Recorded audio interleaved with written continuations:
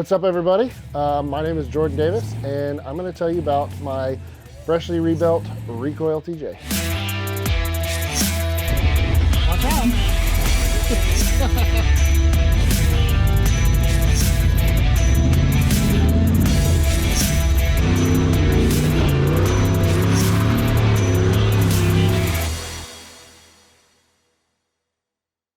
So Recoil TJ, it's a 1997 Jeep TJ. It's what it started life as, and it's a complete frame-up rebuild of the old Jeep that I had. It's kind of tweaked and refined to do exactly what I want to do.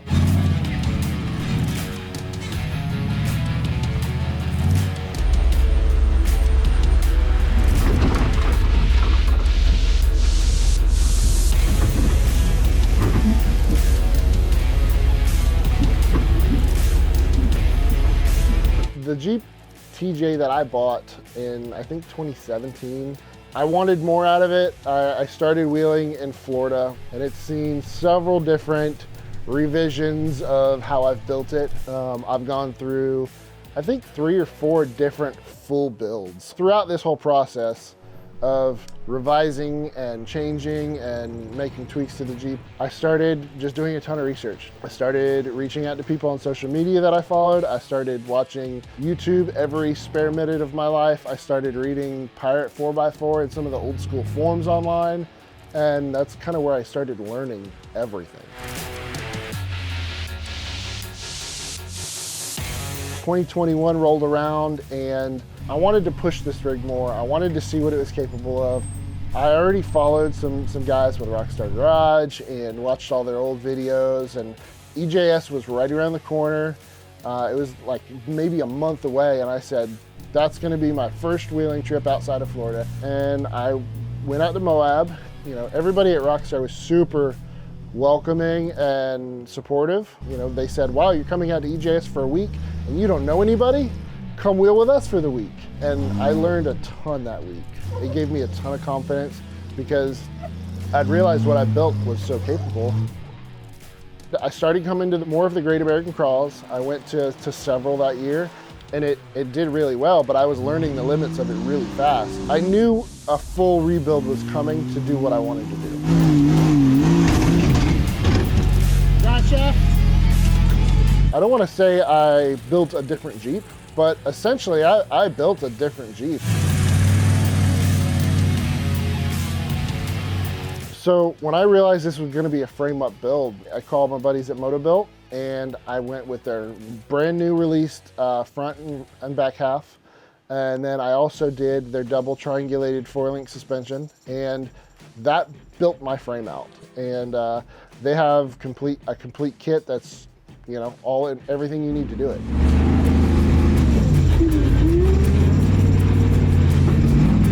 So I had run the 40-inch Baja Boss from Mickey Thompson. That was the tire that I initially picked out. I knew it worked. I had taken that tire all over the country the year prior. I ended up choosing the 40-inch Baja Boss again, and I mean, it hasn't disappointed.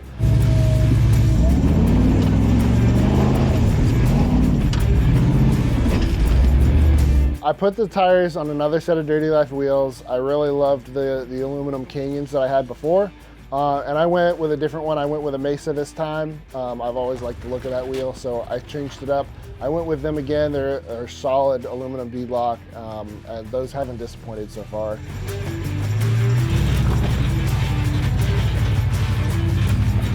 So when I got the wheels, you know, I knew we all carried power tanks. It's kind of the go-to. I put the monster valves in. These are the thread-in ones. So to use those, basically I carry a 10-pound power tank. I got it mounted up in the back of the Jeep. It's been a real versatile tool that I didn't think I needed, but has been really handy. They've got, you know, an awesome tire repair kit that I carry. It's something that you don't really think about. It's not like on the forefront of your mind, airing up and down fast, but you know, it's made a big difference. I had previously bought parts from East Coast Gear Supply for my Dana 44 builds. So I ended up getting their brand new 14-bolt castings. And this is kind of a big deal because nobody makes an aftermarket housing for 14 bolts. And they came up and designed the center casting for these axles. It's got a lot to offer. It's thicker than most castings. It's pre-shaved, so it's a lot more stout than a regular shaved casting. And they also paired that with their brand new, inner C's and high steer knuckles. Those are also their own design. They're very similar to the Reed ones, but they've tweaked a couple things to improve on like the shear strength of the knuckle and things like that. And I went with a 14 bolt rear, just standard 14 bolt. The internals on that, I went 40 spline from hub to hub, front and rear. I went with Yukon Grizzly lockers. So on those lockers, I put Yukon gear and axle, 538 gears. It's a deep enough gear for 40s or bigger. So I put those on. East Coast Gear Supply also has their own 40 spline chromoly shafts. So the fronts are 1550 joints, chromoly 40 spline from the inside to the outside. The rear is the same. It's chromoly 40 spline shafts from East Coast Gear Supply. And one of the really cool new things on the front axle is a 40 spline lockout hub. East Coast Gear Supply made it happen. They came out with the design for it and they have been nothing but great. They used some Yukon parts to put that together. It engages and disengages super smoothly, and it's been super stout and held up really, really well.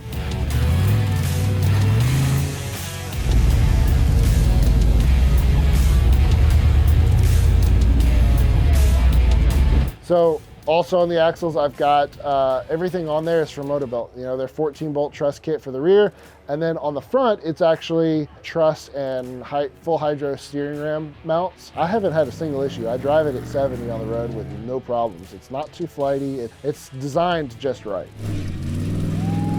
The suspension on the Jeep, it was all built into the frame when I made it, and it's Motobilt's double triangulated 4-link front and rear. It is a solid kit. I did 1.25 inch Heims with 5/8 bolts all the way around, top and bottom. I started out with steel links, but those bent really, really fast, so I quickly upgraded to some aluminum ones for busted knuckle.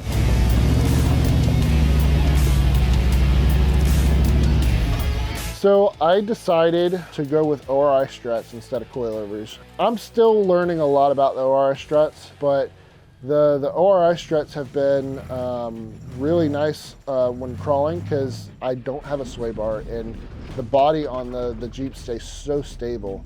When I'm starting to get off camber, stuff like that, it acts as a sway bar and I can fine tune it. When I hit the road, I can adjust the rebound on them. If I'm going out west, I can lower the height of it slightly to have a lower center of gravity for some of the steep, super crazy climbs out west. And then here out east, I can raise it a little bit for more ground clearance for all the rocks. They're a lot more versatile, but overall, it's been a really impressive shock to go with.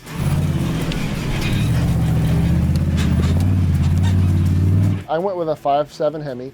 It's out of an 06 Ram. Out of the box, it's like a 345 horsepower motor. Got a couple minor tweaks to it. It's got ported heads and the K&N intake on it adds a little extra power. So I went with something right in the middle of the road.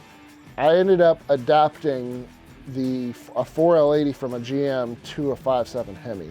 I was able to source a bell housing from Reed Racing and cut the transmission bell housing off, adapt it, and order a custom flex plate and torque converter and a couple different custom things to pair the two together. And I'm manually shifting the transmission, so I didn't need a computer. It took all the guesswork out of it. I eliminated a lot of things that you'll have errors with or complications with and kind of dumbed it down. So behind that, I even just put a 241 Chevy case behind it, and that with a slip yoke eliminator. I have a front carrier bearing shaft that runs to JE real drive lines, front and rear. So those are both 1410s, and that's kind of the drivetrain that I went with. When I redid the motor, I painted it red. So on top of that, I actually have a JS alternator. I went with a red powder coated one, and that's a 250 amp, which has been solid. It hasn't given me a single issue. I went with an Odyssey battery. I had one in the Jeep before. It had not given me a single hiccup. I bought myself a fresh battery just because it's a fresh build. But my old battery, I still have it on the shelf as a spare, and it still runs. It's still good. I put a K&N, just a standard K&N intake on the motor. I was able to actually cut it and tweak the angle of where the air filter sits. It's got a huge filter, it's got a lot of flow, and that helped out the Hemi a lot. Things were getting tight really fast in the front, so I started browsing Mishimoto's website, and I decided to go with them for everything cooling related. So I went with their aluminum radiator, and so that's in the front.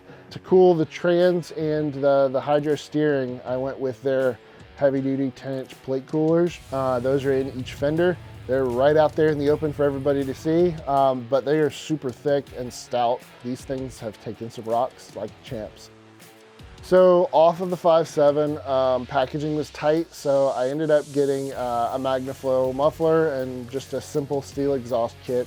It tucks up under the 4-link kit nicely. Their muffler actually sounds really nice on the Hemi.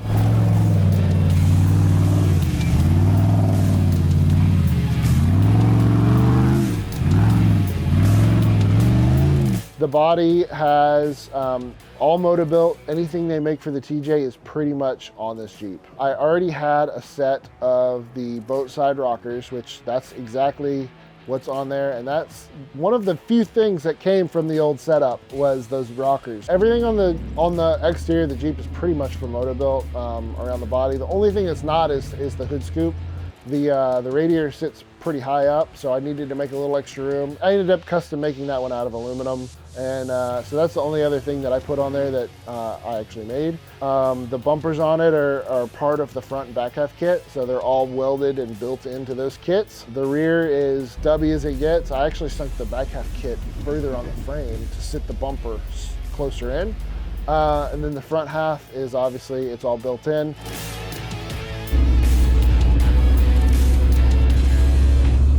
And then the body came out and I took it to a sandblaster. I had the entire tub blasted. And then I coated the entire tub of the Jeep in Steel It, just as I did previously. And Steel It was one of those things that when I tried it out, everything that I coated held up so much better than powder coat or cheap paint or even competitor products. The inside of the tub, after I coated it, I took to Patriot Liner, and they did the entire inside of the body, the entire underside, the firewall. So everything that was gonna need heavy wash down and that extra thermal layer, that extra protection, keeps the inside of the Jeep really quiet because of how thick it is on top and on the bottom of the Jeep. It makes a big difference. So that's been really nice to have and convenient to clean, and it's held up really well. I actually two-toned it. The steel gray and the black from Steel It are the two colors you see on the Jeep. I needed a little pop, so I went with like a brushed aluminum and red. All that is vinyl on there, and that's something that's easy to change if I want to.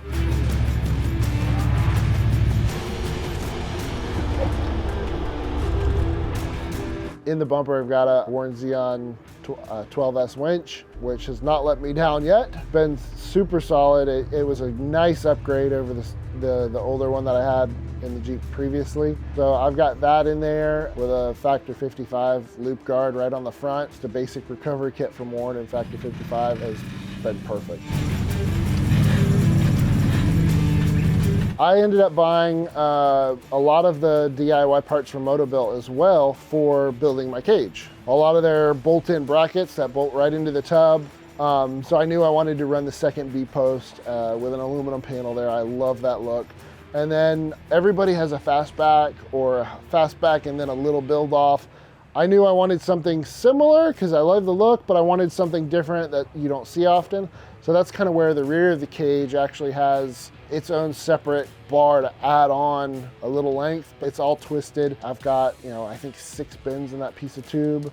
It allows me to just also put a full length top on there that kind of covers up the rear instead of keeping the entire back half of the tub open to the elements.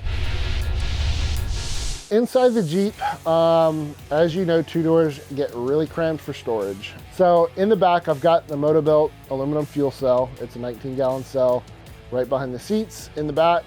And behind that, it's a Motobilt tailgate. So you drop that down, and I've got some pack out mounts from Milwaukee Pack Out organization. So I've got some of those in the bottom, and on top of that, covering it up, I've got a Motobilt cargo rack, and I've got those mounted to a custom aluminum bracket with like a drawer slider. So the entire cargo rack slides out so I can get to the fuel cell and fill it up, but it on top has several different pack out mounts, all from Motobilt.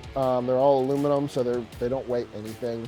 And I also have my power tank in a truck bed mount on top of that rack. That's been convenient. So the seats are mounted directly to the cage, right down low. You know, the subframe for the cage, it's in two pieces, and it's basically on the floor. And the seats mount directly to it to keep them as low as possible because I'm 6'2", and didn't want to add extra height to the cage. So the seats are PRP's Enduro Elites. So on top of that, I put their harnesses. I got their New Glory harnesses, put those on there. They're 4.3 harnesses, so they're nice and wide. But in the off-camber spots and even some of the hill climbs where you're bouncing and you're going fast, you know, you tighten those things down, you're not going anywhere. One of the most convenient things is having that quick release steering wheel. They've got a weld-on hub that, you know, welds right to the steering column. It's one of the just leather deep dish wheels, and it's great. Looking forward from the Jeep, you've got a custom dash that I made, and I've gone through several different revisions. So the entire dash is, it's one big piece. It's basically a steel structure, and it sits around the A-posts in the cage. Kind of sits up higher on each side and kind of tucks down. So on top of the dash, I put the PRP wheel goes to a steering column that's mounted to the orbital for the full hydro, and that's directly behind the dash. I kept it inside. Everything in there is super simple. So I've got an Edge CTS3 monitor as the dash display. It's just a tuner screen. It's actually mounted with a skosh mount right on the dash. Also on like in the center section, I've got some skosh mounts for my phone, for my radio. On the passenger side, I've got my rugged radio in there. I put that in hardwired into the dash, so that's been really nice and convenient to have. It's pretty straightforward. You know, I've got a window shifter in there. You know, the transfer case shifter's a little further back. I put cup holders in it. You know, just some of the little details that, you know, make things a little more comfortable. So behind the seats, I've actually got a kicker power bar. It's one of the big 39-inch power bars. So it's hard mounted to the rack right behind the seats. So I've got the switch for that on the dash as well. And that also controls the headlights. So the headlights, I don't have the room for headlights because the grille is just a skin. Basically, I have Baja Designs LP6s in the headlight buckets, or where the headlight buckets should be. And the grille's kind of mounted around them. And those things, man, those things are stupid bright.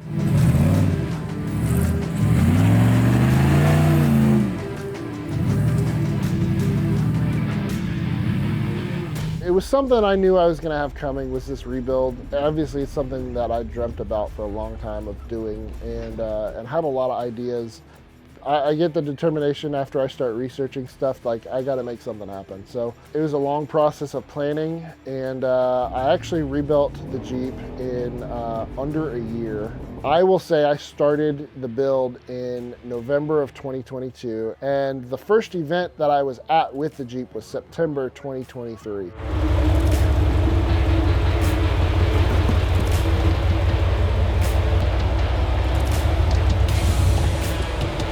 So in building the Jeep the first time, I learned a lot of like different fabrication stuff and like about building an off-road vehicle. And this kind of took it to another level. I had a good base knowledge of what I was gonna need to do and what it took to do this. It just goes to show that, like, even if you don't know anything, you know, if you're determined enough, you can make anything happen. So, I mean, if I can do it, anybody can do it. So it's been a long process, but it's been very fulfilling. I've had the Jeep to quite a few different Great American Crawls, and I've had it a little bit of everywhere all over the country. I would really like to see in the next year of traveling and the rest of this year traveling, I'll really get a good gauge on solidifying some of the plans that I've got in my mind on making some tweaks and changes. Obviously, I'd like a lower gear ratio in the transfer case, maybe an Atlas or something. Some suspension tweaks, nothing major though. It performs really well. I think you'll see some color changes and design changes because that's just me, I can't sit still.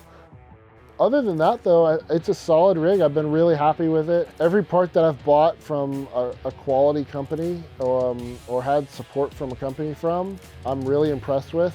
So that's really it. Basically frame up what I've done with the Jeep, with the rebuild. It's Recoil TJ. I'm gonna be having this Jeep at quite a few different events this year, starting from here on out.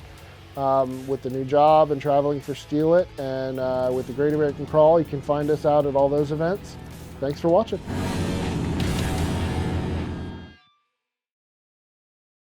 Thank you so much for watching the build video. Really hope you guys enjoyed it. Anyways, I'm sure you guys know we work with Steal It pretty closely, and we've worked with them on giving away an entire case of the Steal It aerosols. That's 12 cans, whatever color you want. It's coming to one of you guys. So all you got to do to enter, go down to the comments and tell us what you would use an entire case of Steal It on. If you got a project, a rock crawler, whatever it is, tell us what you'd use it on, and one of you guys is going to get a case.